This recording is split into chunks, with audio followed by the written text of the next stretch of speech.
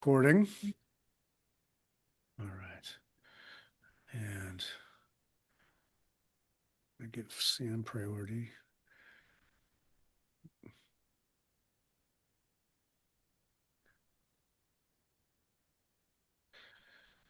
Okay. Welcome.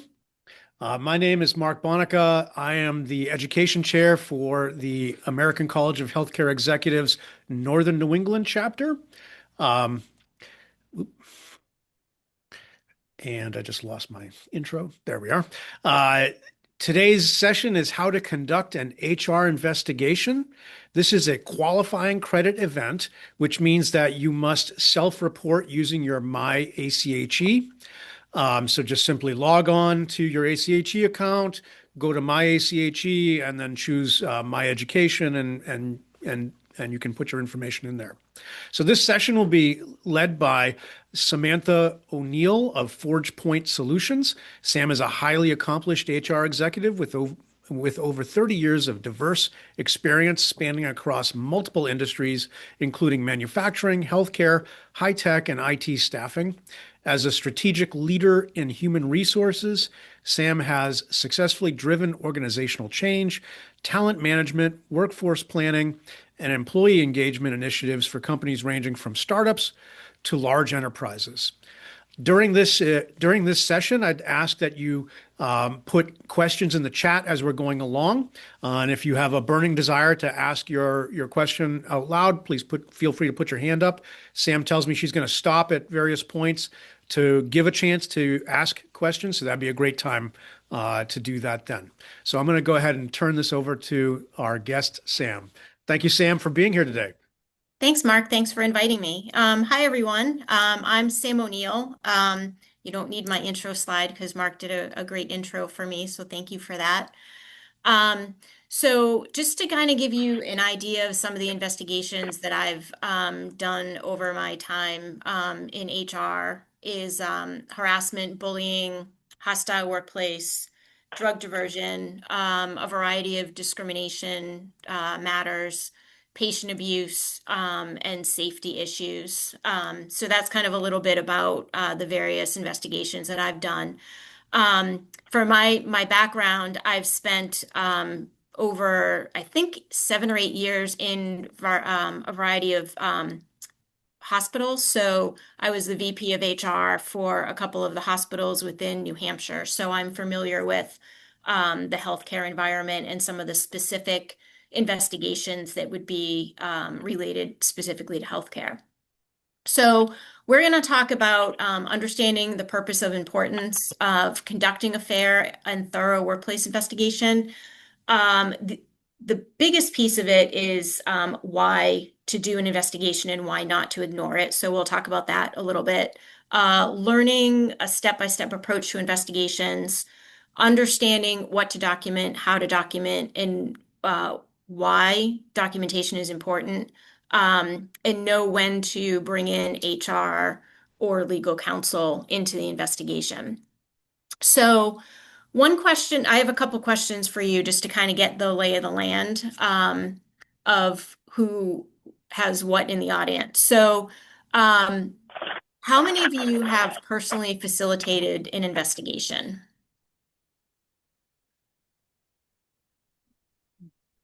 And by sharing my screen, I can't see any of you, so I guess that doesn't really help. But um, Mark, do you see hands up for that?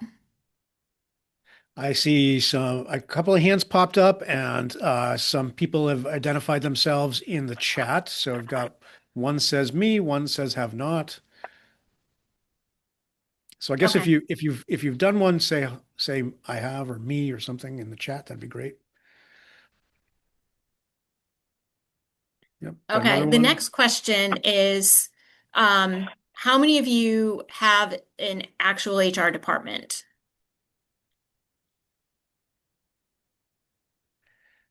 So we're seeing, yep, we do.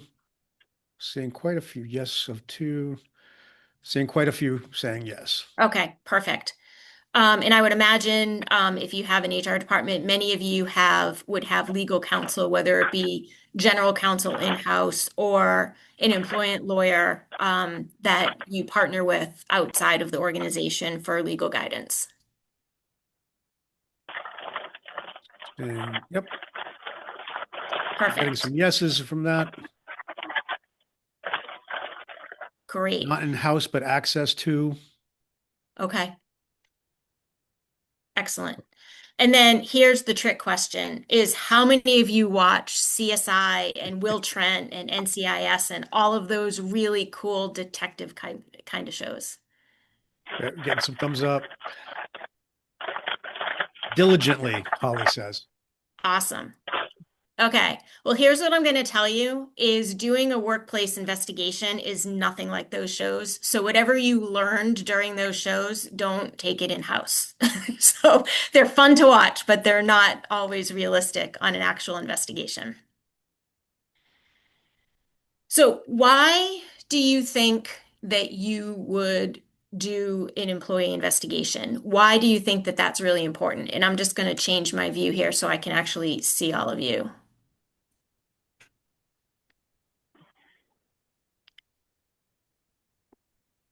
Which I can't do, but that's okay. Okay, so in the chat, why do you think it would be important to do a workplace investigation?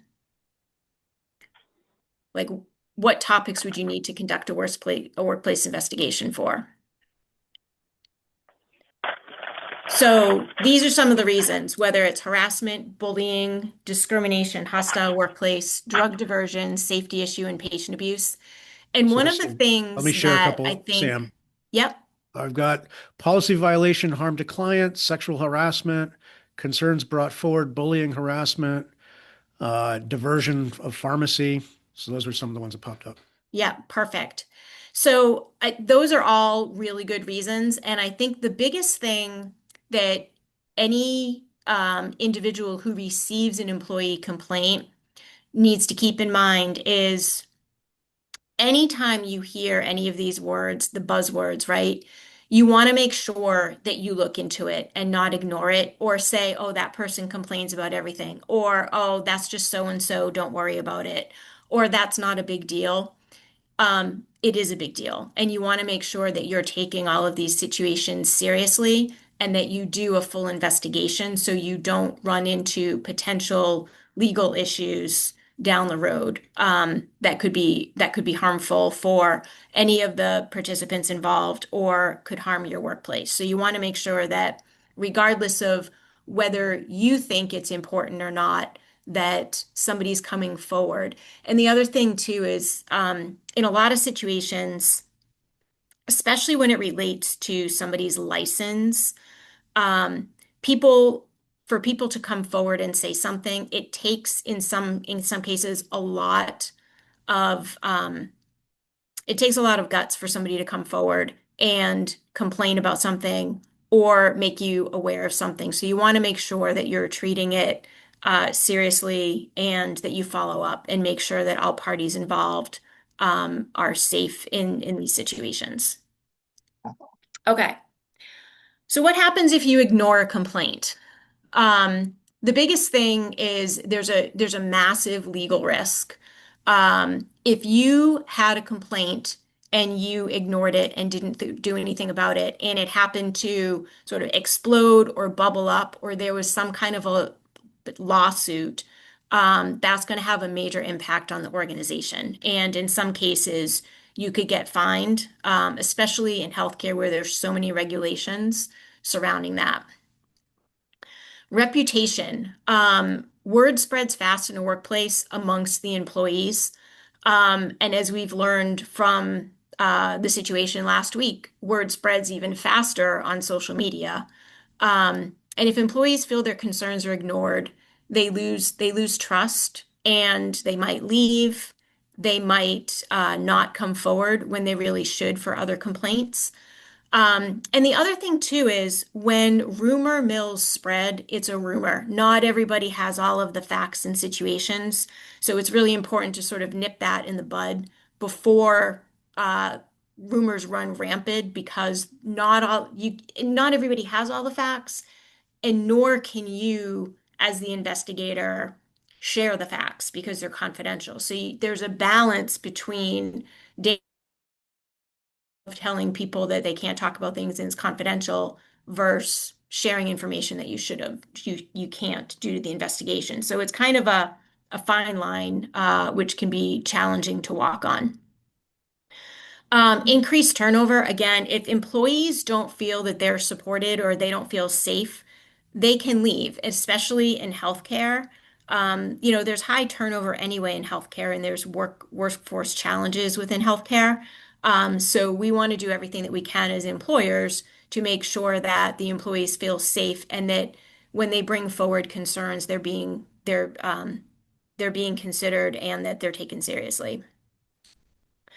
Loss of leadership credibility. So that's a big one too, is if, you as a leader are getting complaints and you're not doing anything about it, you're basically the message that could be perceived by your team, or your organization is that that behavior is okay to continue because nothing is being done about it.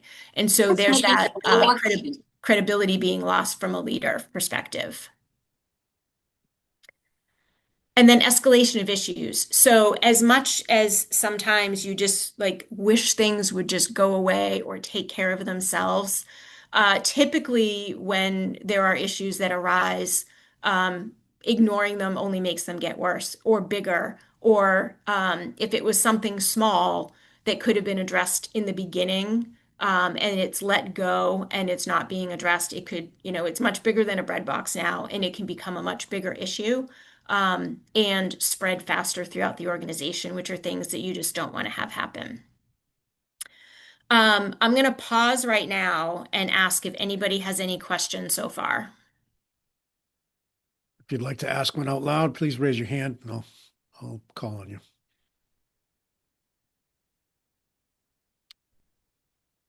Not seeing any hands right now. Okay, I'll keep trucking then.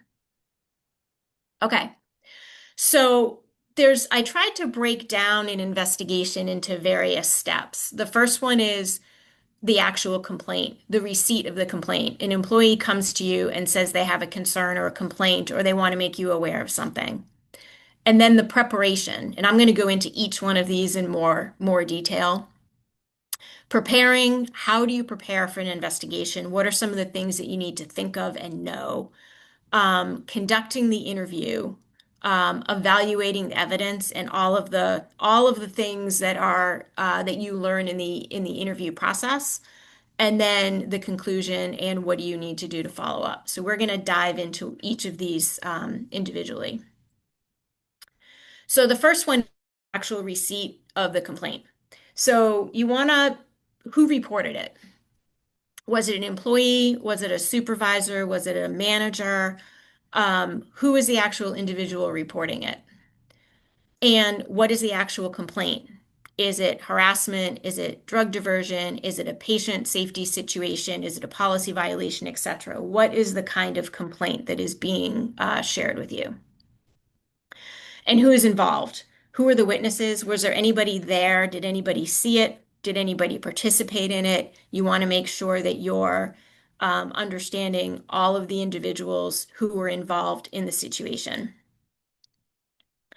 And then is immediate action needed? And what I mean by that is it a safety issue? Was somebody impaired at work? Is there a safety issue? Was there drug diversion? So immediate action meaning, do you need to remove somebody from the workplace in order to conduct a fair investigation? Is there somebody who you need to separate, right? Do you have two people that aren't getting along, or do you feel that this situation is going to make it worse if somebody's staying on site? Do you need to put somebody on an administrative leave? Do you need to contact a licensing board? Like, are there any immediate actions that need to take place as it relates to this? That doesn't mean to take action. What it means is there anything that you need to think about going forward? And who needs to be notified that a complaint was made? Do you need to notify human resources, legal, specific C-suites, chief nursing officer, a chief medical officer? Who are the people in your organization that you would need to make sure that they were aware that this particular complaint was made to you? And then you got to document. Documentation is key. So as soon as somebody comes into your office and says, I need to make you aware of this situation, you want to document it because there's going to be details that you need to pass on to other people.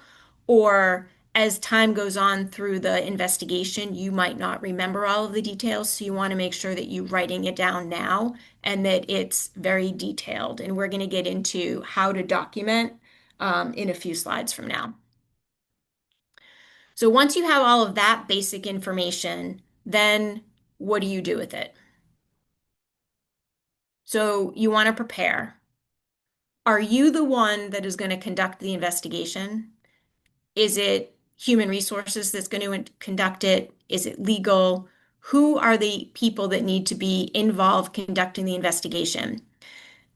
I would highly recommend when you're doing investigations that you have another person with you. So for me, when I do investigations, when I was in healthcare specifically, I'm not clinical, but working in a healthcare setting, I would partner. If the situation was a clinical matter, I would partner with someone in leadership who was a clinician. So that way I could make sure that whatever the individual making the complaint was, or the witnesses, or anybody interviewing, that what they were saying was accurate. And that clinical person might be able to ask additional questions that I would not have any idea to ask because I'm not clinical.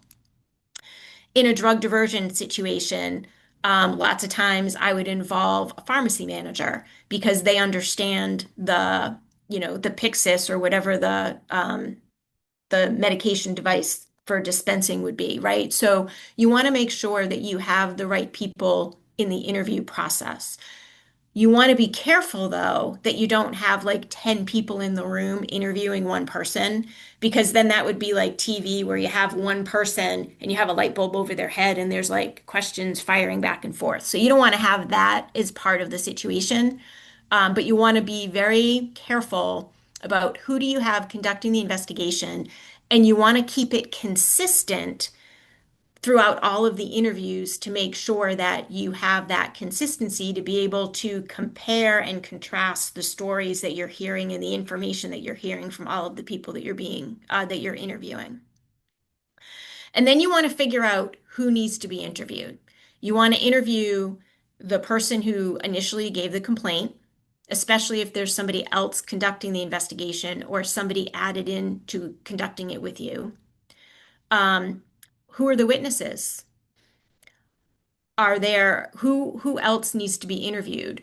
If it's a process, if it's a quality issue, if it's a clinical issue, if it's who else needs to be part of that for you to get the information you need? Gather background information. So you want to make sure that you have all of your ducks in a row and all of the supporting documentation that you need. If it was a med error, getting reports from the pharmacy department or getting reports from your healthcare administrator as it relates to that. Are there videos, security videos that you need to view regarding this? What reports might be important? Policies, employee handbooks, all of the information that you need to have at your fingertips to be able to prep you for the interviews that you're going to have. You want to make sure you have your ducks in a row. One of the things that when I was doing interviews for specifically drug diversion was each of the Pyxis that we had in the hospital, there was a security camera in each of the med rooms, which was very handy because you could see the whole med room. So when people went through the process and they were taking out meds, if they were diverting them, you could, and if you watched carefully on the video, depending on how slick they were, you would be able to see that on a video. At one point, we had someone who was stealing time. So what they would do is they would come into the hospital. They would come in their gym clothes, they would clock in, they would leave the hospital, they would go and work out, they would come back into the hospital wearing their work clothes, and they would walk right by the time clock. So we saw all of that on video. So you want to make sure that you have whatever documentation, whatever backup you need to help you through that process to prepare. And then what information do you want to get from the witnesses, right? So you really want to get factual information, not, well, I think I saw this, or I wasn't there, or I heard it from so and so. You really want to make sure that you are getting information from witnesses who actually heard, saw, or participated in. So you're getting firsthand information as opposed to second or third hand information. And prepare your questions. What do you want to know? And try to keep your questions similar and consistent amongst the witnesses. So that way, when you're looking at the various interviews of each person, you can kind of see where there are consistencies and where there aren't consistencies. And then you also want to be careful of any potential biases that you have or anybody might have that's conducting the investigation, and make sure that you are prepared for them and that you're aware of them. And also ask yourself, is that the right person to conduct this particular investigation or be involved in the investigation? So you want to be very aware of that as well, to make sure that the purpose of that is to make sure that any biases you have keeps you objective through the whole process, and that you're not subjective, or you already are going in with a preconceived notion of a situation or a person. So you want to make sure that who's ever doing the investigation is truly objective, an objective party. So conducting the interviews. Again, who are you going to complain? Who are you going to interview? You're going to interview the complainant, the witnesses, and the individual who's being accused. You want to make sure that you are neutral, and it's much easier to conduct an interview when you're asking open-ended questions because people will talk. When you're asking closed-ended questions, it's really hard to get to the meat of it because it's question, answer, question, answer. Lots of times with open-ended questions, people will give you information and they might answer 5 of the questions that you already had just based on them speaking. The other thing that I would encourage you, and it makes people uncomfortable sometimes, but silence is your friend. So if you ask a question, give the person some time to think it through and to be able to answer the question, even if it takes them a little bit. And try not to fill the silence, because lots of times silence makes people uncomfortable and they fill it themselves and they start talking. And those opportunities give you a lot of information to gather that might be helpful, or they might say something that you didn't even think of asking them, but it came up in their response to a question that you asked. And be careful what to say and what not to say. So if you're trying to figure out somebody did something or didn't do something, you don't want to lead, you don't want to ask leading questions. You want to ask questions that will get them to get to the answer of exactly what happened. So you don't want to lead them in a certain way. You want to make sure that you're taking thorough and detailed notes through the entire process, and write down quotes if you can, and make sure that you are writing down factual information, not your opinion, not your thoughts, not, oh, I think they're lying, or I don't think they're being truthful. Or make sure that it's very factual for the notes that you're taking. And pay attention to the facts, and don't hesitate to dig down deeper. If they're giving you sort of surface level answers and you need to dig down deeper, I typically start very open-ended questions. And then as I need to get to more detail, if they're not giving me detail, I will break it down and get to specific questions that might be more closed-ended and try to get to the actual fact of the situation. You can also go back when you're conducting investigations, and if somebody's talking a lot and you're a little lost in the direction that they're going, you can ask them, I just want to make sure that I'm understanding exactly what you're saying and then repeat back sort of high level what they're saying to make sure that you're understanding it correctly and that you're on the same wavelength. Couple things that you don't want to do is you don't want to dominate the conversation, right? You always have that, you hear the 80-20 rule a lot in a variety of situations. You want the person you're interviewing to be able to do 80% of the talking. Really important to stay focused. So you don't miss details, you don't miss the important facts, you don't miss certain body language that you might observe. So you want to make sure that you're totally zoned in and focused on the situation and not multitasking. And you can't record the conversation. Recording the conversation is a legal issue.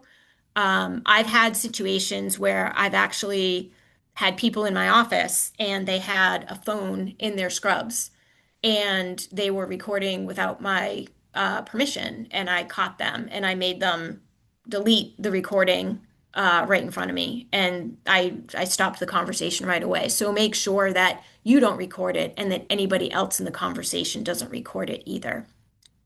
And you want to be careful not to make assumptions or form opinions because your role as an investigator is getting the facts of the situation. And then, of the facts that you have, coming up with a recommendation of does the complaint have merit? Doesn't it? And then where do you go from here? So it's really important to make sure that's where the biases come in. And it's interesting because I've done investigations where you talk to one person and you think, okay, it's going to go this way. And then you talk to another person and you're like, oh, okay, it's going to go this way. And when you're investigating, you have to be able to go with the flow and try to tie all of the pieces together, especially if you've got multiple different stories. Like you could talk to five different people that are in a conversation and you have five different versions of what happened. How do you sift through that? What are some of the questions that you can ask to dig down to really get to the root of what happened? And that's one of the tricky parts of doing an investigation is to really dig down deep to figure out and peel back the onion to what exactly happened. And through this whole process, to avoid the rumor mill and to avoid people sharing their information with other people that you might be interviewing, is make sure that everybody understands the confidentiality. They can't talk to other people about this because you don't want other people skewing other people's recollection of what happened. But you also don't want people doing their own investigation because that muddies the waters. And you also want to make sure that they understand that there's zero tolerance for retaliation and explain what that means. And I typically share that confidentiality and zero tolerance for retaliation with every person I talk to through the process because it's human nature to talk, but you want to make sure that people are keeping it confidential and they're not sharing it. That's really important. Lots of times, too, the accused person is like, no, I didn't do it. I can't believe that person said that. I want to know who said what. That's it doesn't matter who said what. What's important is what making sure that that accused person, that's the person who typically would try to go do their own investigation. You want to nip that and say that that's prohibited. You can't do that. Um, some other things to remember for conducting interviews. um, Actively listen. Actively listening is really, really important because you don't want to interrupt people. You want them to finish their thought. And lots of times when you're doing an investigation, you're doing multiple things at once. You're listening, you're taking notes, and then you're thinking about your next question. And that takes away from the active listening. So you really want to, sometimes you have to be really self-conscious about actively listening. So you're getting all of those tidbits. We already talked about silence is your friend. You want people to feel comfortable um, to talk and that you're approachable to be able to get the information. But you also don't want to fill the silence by throwing out another question, especially um, if the person is really thinking about how they want to respond. The other thing, there's a couple things you want to watch for is body language. So many times, body language speaks louder than words. So you want to pay attention to the different body language. How are they sitting? Are they giving you eye contact? Are they answering your questions too quickly? Are they getting fidgety? And I know some of these things sound kind of silly, but when you've done a lot of investigations, you will find that these are things that will help you kind of close the gap and put some of the puzzle pieces together in the puzzle. You want to make the person feel comfortable. You want them to be able to feel that they can talk. Lots of times when people are involved in an investigation, they're being questioned, it's very uncomfortable for them. So you want to try to make them as comfortable as possible given the situation, which is why you want to be careful about how many people are in the room because it can be very intimidating. And again, body language, watching for the nonverbal cues because sometimes um, that can either lead you to ask additional questions or you're aware that okay, the ticks and ties don't jive here or what they're doing and what they're saying are not matching. And you want to hone in on that a little bit to make sure that you can get to the root of what they're trying to say or not say. I just threw a lot of information at you. Before I go on to the next phases, does anyone have any questions on the initial complaint process, how to prepare, and also how to conduct an investigation? Any questions at all? You can post.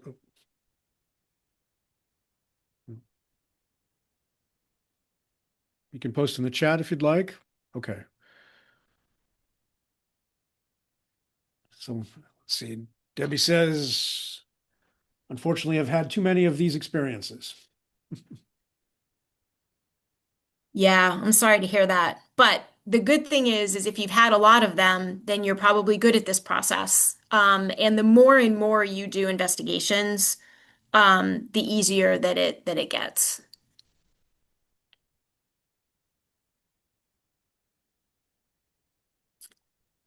Any other questions or thoughts? Okay. Can you comment on how area managers and HR work together with this and when managers should be investigating themselves and when they should not? Yeah. So I would say it's a partnership, right? Unless the manager is the person who the complaint is about, I typically would partner with them on the investigation. Um, I would say that you should get HR involved right from the beginning, and let them know that there's a complaint.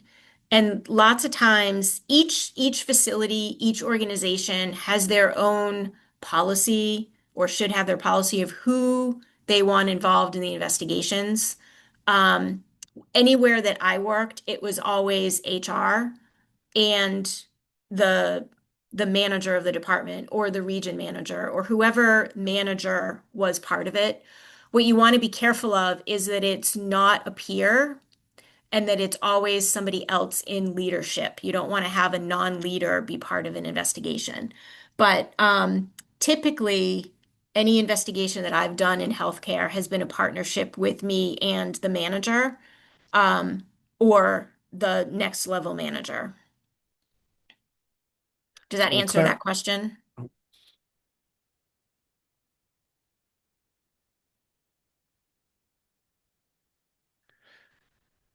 Are there Yep. any other So questions? yes, so there's a clarifying comment to that one. When to defer to another or outside or different department to do the investigation, i.e. potential conflict of interest. Yeah. So anytime there's a conflict of interest, there really should be a third party. So I've had my own consulting company for a little over a year now, and I've been brought in on, I think, I don't know, 4 or 5 different investigations of a variety of situations. And they have had human resources. And that doesn't mean that human resources is not capable of doing the investigation because most HR people are trained to do an investigation of one sort or another, but it's keeping that person sort of as a safe person for people to go to in the organization, where you have an outside person who knows nobody coming into the organization. So it's totally objective, and it avoids all conflict. Where in some organizations, especially smaller organizations where there's one HR person, that person, if an employee comes to them to want to talk about the investigation, it puts the HR person in a really bad spot because they can't really talk about it because they're the ones that are doing the investigation. Where if there's a HR department of multiple people, you could have one person do the investigation and then other people in HR can work with the employee. So there could be a potential conflict of interest depending on the size of the organization, and whether or not people have been trained or have gone through an investigation process. But there are lots of companies that choose to bring in outside people, such as myself or an employment lawyer, to come in because we're totally impartial and there is no conflict of interest. A matter of fact, I actually was called in to do an investigation. I signed a contract yesterday for an organization, that I'm going to be doing an investigation for them next week on a sensitive matter, that they don't have an HR department and they have no idea how the right way to do it, and they want to make sure that it's done correctly and fairly.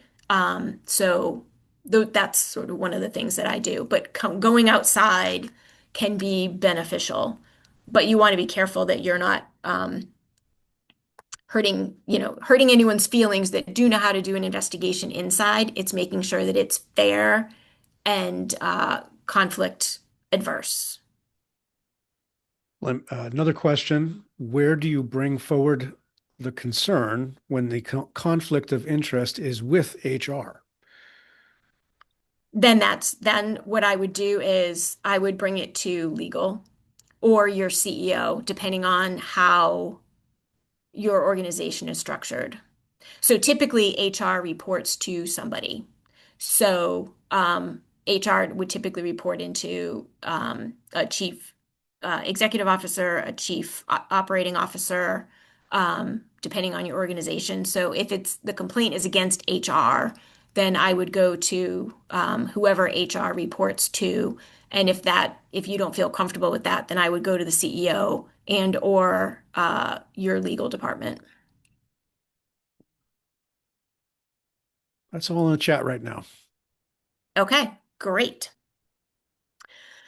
Okay, so evaluating the evidence, you want to make sure that it's actual evidence, right? So facts versus assumptions versus opinions. So here's one of the things that I'll share with you is I was working with a client who asked someone to do an investigation, and I was brought in after the fact. So we were in the process of determining should that person be terminated or not. And the question that I asked to the person doing the investigation was, they felt that the person was lying. And so my question was, what evidence do you have that they were lying? And their response to me was, well, I've been doing this for X number of years, and I've been doing this for a long time, so I know when someone's lying. And I'm thinking, okay, so you're talking about firing this person. You're going to impact their life, and you're going on your gut as whether or not they're lying, but you don't have any facts supporting it. That's not okay. So that's an example of what could happen. So that's why, like, oh, I feel that someone's not being truthful. Why? What evidence do you have that they're not being truthful? Going back to the example that I gave you about the person stealing time when they were going to the gym, there's a video. A video is a video. You can't, it is what it is. It's black and white. So the person kept saying, no, I wasn't doing that. I didn't do that. I didn't do that. And I gave them one last chance. And I said, I have a video. I have multiple surveillance videos because we had them on the time clocks. I said, I'm going to ask you one last time before I show the video. And then they spilled their guts. So, you want to make sure that you've got your evidence and that it's just not, well, I've been doing this a long time and it's a gut feeling. When you're dealing with investigations, it's just the facts, Jack. Like, you got to get to the root of the issue. And if you don't, and sometimes there are many investigations that I've done where it wasn't a valid complaint and we didn't have the evidence to support it, and it was somebody's complaint, but it was an observation, not an actual fact. So you really want to make sure you've got all your ducks in a row and that you're looking at the facts and the backup documentation of the evidence and the facts. Credibility considerations. Are the people that you're talking to credible?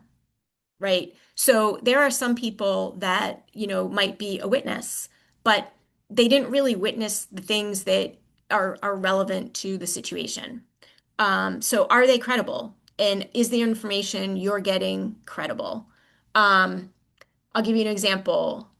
Last year, I did an investigation on a racial complaint.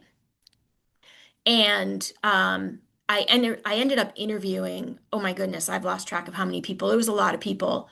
And what happened was the person who made the complaint, um, I would talk to them. They seemed credible in the initial interview. And then I interviewed a bunch of people that they said were witnesses. And I got all different stories. So I went back to the person who made the complaint.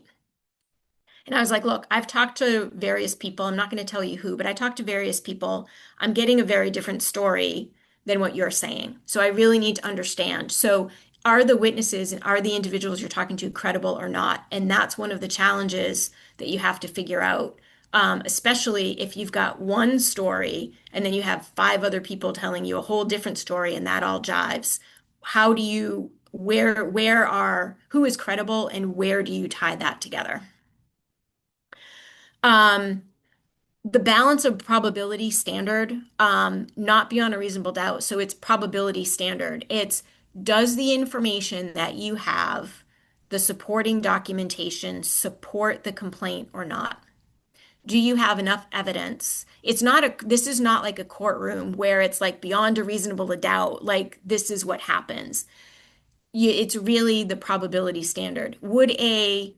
In a situation like this, do you have the documentation and support behind it? That's all. And then you need that information should this become like a lawsuit or a wrongful termination or a discrimination matter or something down the road. You want to make sure that you have all that documentation and the probability standard with that. The other thing that I will say is the other reason why, and I'm going to talk about documentation in a couple slides. The other reason you want to be careful with documentation and keeping to the facts is because when you're doing an investigation and if it turns into a lawsuit, um, in the discovery part of the lawsuit is where you have to provide attorneys with investigative notes and your backup documentation. And you don't want to write your opinions of those things because if that comes out in a lawsuit, that could be detrimental to the investigation and to the lawsuit and to the company. So there's unintended consequences if you are putting your opinion and non-factual information in any of your documentation. I also want to preface this with I'm a human resource executive. I'm not an attorney. So when I share stuff like that, I'm sharing it from my experience as an HR person, but I'm not legal. Excuse me. You also want to know, are you missing any information, right? Do you have everything that you need? Do you need to go back and talk to anybody else? Do you have all the policies you need? Do you have all of the security footage you need? Do you have the reports that you need? Do you have all the stuff to be able to support your case, or do you need additional information? Did somebody mention something about a report or a time frame or a policy that you don't have in your possession that you need to make sure that you have? And then, do you need to revisit with anyone that you've interviewed? So, if you're interviewing a bunch of people and the stories, you got three people in a situation and the stories don't jive, do you need to go back and talk to anybody else to get clarifying information? Something that doesn't sit right with you? Or do you need to, after you go back to what is the root cause? What do you have for documentation? Do you have enough information? Did you reach all the witnesses? Is there anything else you need? That's when you would go back and talk to additional people. And you can go back and talk to additional people. There's nothing saying that in an investigation you only need to talk to somebody once. You can talk to them multiple times if needed. You want to try to keep that to a minimum. But if you're missing something or something doesn't jive, you can absolutely go back and revisit that with somebody. And then the conclusion and the follow-up. So you want to draft a summary of your findings. Um, who do you need to get involved from an approval process and final decision, right? Like, are you the final decision maker? Do you need to get legal involved? Do you need to get a higher level manager involved? Do you need to get the chief HR officer involved? Who do you need to participate and understand the findings to be able to make a final decision? And so when I say draft summary of findings, I also should have put in there too, draft your outcome, your recommendation. Did it have merit? Didn't it have merit? And why? And then what's next as far as appropriate corrective action? Is it a moot point? Is it sort of, you've completed it and you don't find the complaint to have merit? Is there discipline? Does the person need to take courses? Is there termination? Are they licensed? Are they, any of the licensing boards? And does whatever the situation was, do they need to self-report, or do you as an organization need to report them to a licensing board? And you want to make sure that you communicate carefully and appropriately. So you always want to circle back to the person who made the complaint and let them know that you took the complaint seriously, you have concluded the investigation, and you don't need to share the outcome. It's none of their business. They have to trust the fact that you've handled the situation. Now, if somebody got fired, they're going to notice that they're not there. But you don't have any, because again, you want to make sure that you're balancing that confidentiality. So you don't need to communicate the outcome to the person who made the complaint. You just need to let them know that the investigation is finished and thank them for coming forward, because I'm sure it was difficult for that person to come forward. So you want to be careful with that. You also want to make sure that you remind people about the confidentiality and the zero retaliation. And you also want to make sure that you're checking in with those involved in the investigation, especially if it's a really sensitive matter, to make sure that they're doing okay, and that they're able to move forward. And lots of times that's the person who either made the complaint or the complaint was about, if they're still working there, and people in the investigation. So you just want to kind of follow up and make sure that, not right away, but after time, just kind of do a check-in with them and make sure they're doing okay. Couple documentation do's and don'ts. You want to make sure that you are documenting when the meeting starts and ends, the date, the time, who was there, who was present, their title, was it in person, was it virtual? You want to, again, very short, factual. You want to write detailed notes, facts, use quotes. How you document is a personal preference, right? There are some people that like to type. To me, that's distracting because I'm paying attention to my typing and I'm not paying attention to what's being said to me. I like pen and paper. I will write all of my documentation and then I will go back in and type it. For me, that's easier for me on how I document. Everyone kind of has their own thing. Just don't record it. You want to make sure that you don't record it, you don't write your opinion, you don't write your observations, and you want to make sure that you're not putting things in your own words. You want to make sure that it's factual, and you should put specific quotes down if you can. And documentation, you're not going to remember everything, so you want to document when it's fresh, and document when you're talking to people, because you're not going to remember everything. And if it turns into a legal matter, there's a huge time gap between when something occurs and when it gets into a legal situation. And there's no way on earth you're going to remember everything. So you want to make sure that you're documenting as you go.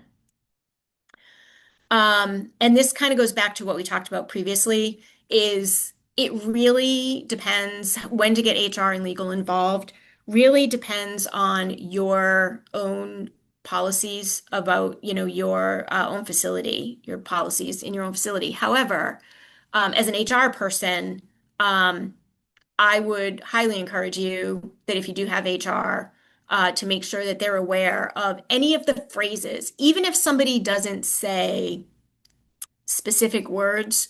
Like people might not say discrimination. People might say that they're being bullied.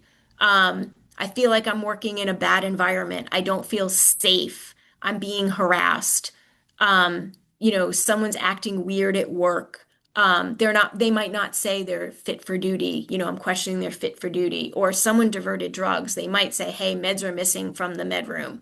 So you want to be careful as to the phrases that are used because those are things that should set off red flags to be like, oh, Houston, we might have a problem and I want to look into it.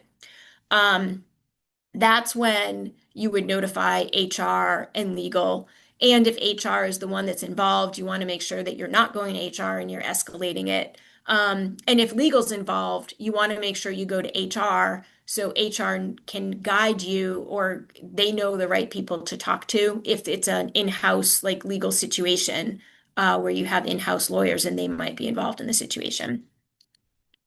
Um, that is all I have.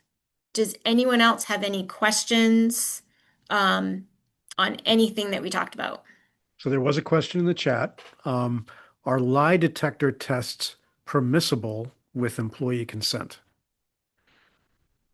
Um, I would, again, not a lawyer, but I would most likely say no. But if that was something that you wanted to do, I definitely would tap into your legal counsel for that.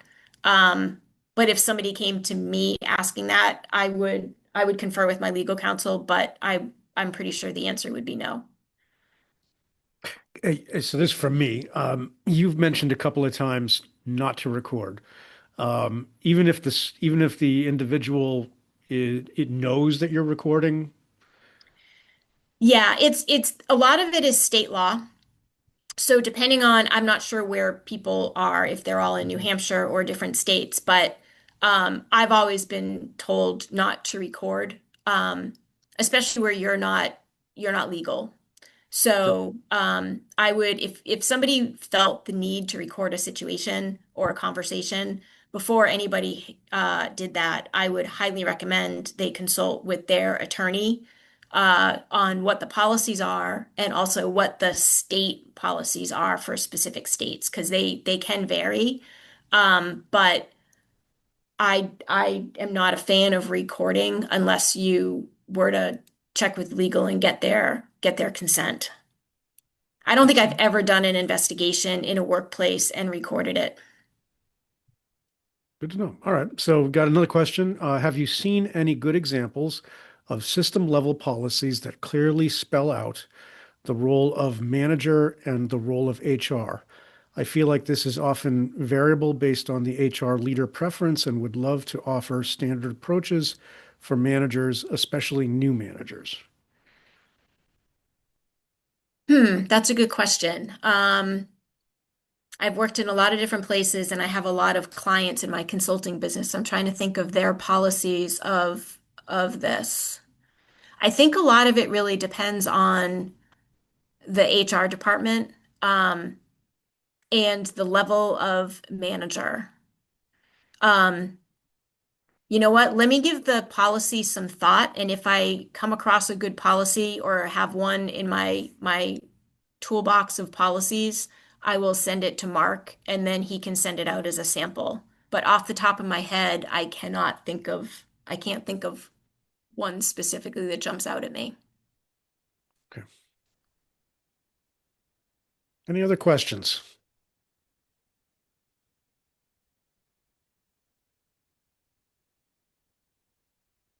All right. I'm not seeing any. Okay, well, thank you all. I hope you found this helpful, and I appreciate the opportunity to present this information to you.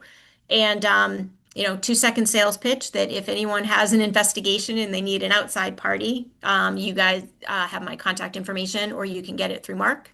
And I would appreciate the opportunity. But more importantly, I hope that you got some information out of this for your own your own organizations and your own personal situations as it relates to investigations.